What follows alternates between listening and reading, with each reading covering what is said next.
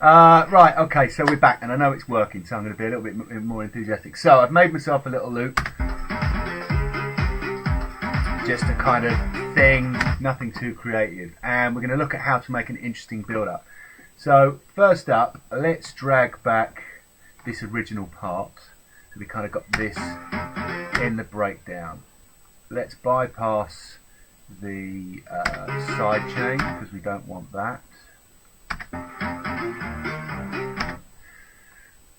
In Cubase you can do that by just turning on the read write and then literally just turning it off, and it will create a channel, a lane for you to automate it as you need. So next up, you want to get yourself a little bit of white noise in there. In fact, no, hold on for a second. I'll tell you what we're going to do. We're going to create a little build up of this. So let's take the first couple of beats of this. Let's mute that because I don't need it for a second. Like that. That looks pretty good. And then let's maybe just take the first half of that. Just double it up a bit more. Like that.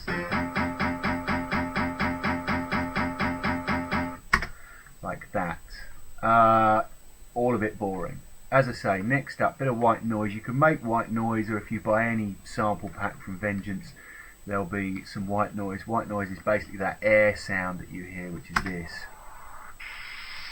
It's basically white noise created in a synth with a filter, a bit like a DJ filter, and it's opening up to give you that effect. And as you can hear already, it adds a little bit of energy, which is nice, but we're all sounding a little bit boring still. So a little tip that I do, I will take a really offensive sound like this, and hopefully you can hear that. I'll turn it up so you can hear it. It's like proper EDM rise, and it's just way too much. But what you could do, or what I do, is I tend to put it in behind the white noise, so I'll kind of match where it is, and turn it right down so you can just about hear it, and it just adds a bit of pressure.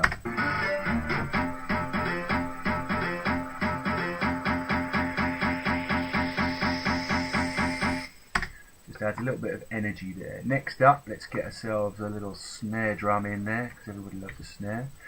Or I could just delete a snare drum and still turn it in.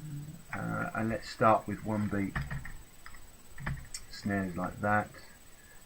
I'm just noticing that I've done that in a funny place, which is totally unlike me. So I'll delete that. And when I say totally unlike me, I mean I do it all the time. What I might do as well is I might half this again, just to kind of make it a little bit more intense. So then we'll kind of mimic that with the snares.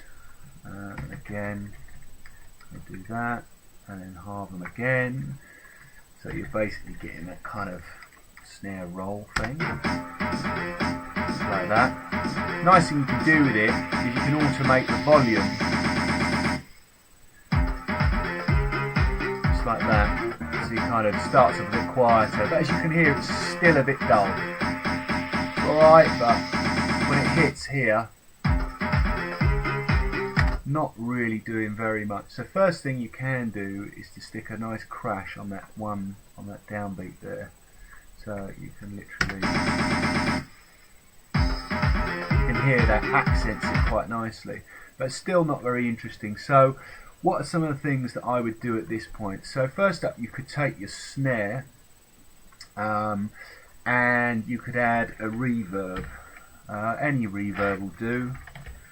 I use the Valhallas, and basically you set it to sort of a reasonably long decay, turn the mix down. Again, I'll use the read write to affect it, and I'll just mix it in over to kind of get that space. So you can hear that sort of big open chasm, but I'll tend to go in and just tidy it up, because you don't like a huge amount of it, so I just kind of leave a little bit overlapping, maybe like that. Again, you can stop it dead or run it across it sort of by ear, really, but we'll try this. Okay, so what feels like it's missing here, it's a nice little trick you can do is take the bass, and if you make it a separate piece of audio and reverse it, which I've done like that.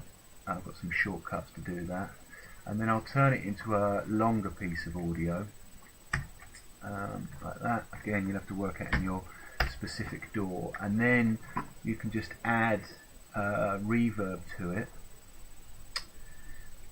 Let's find something just with a really long sort of 8.5 second time on it, like that. Cut the front bit off and then reverse it again, and what you're left with is this quite nice effect. You turn it down, you kind of hear that it just adds a bit of, it sort of drags the track in like that. So now we're starting to get a little bit of sort of punch in it, but could still do with a bit more going on here. So another thing you can do is, if I bring over my mixer, on your master channel, add a filter, and then if I bypass it but turn the read right, and what I'm going to do is I'm basically going to DJ filter up to the drop. So I'm going to turn on the filter and then start filtering it, only subtly, get that resonance up, like that. And then you can sort of, well, you can make sure you bypass the whole thing on the drop to make sure it's not impacting it. And another little trick you could do is on the audio, which I learnt this from Cat Crazy many years ago, and just basically put a couple of dB, not massive, it should be subtle, little automation. So if we listen to it now.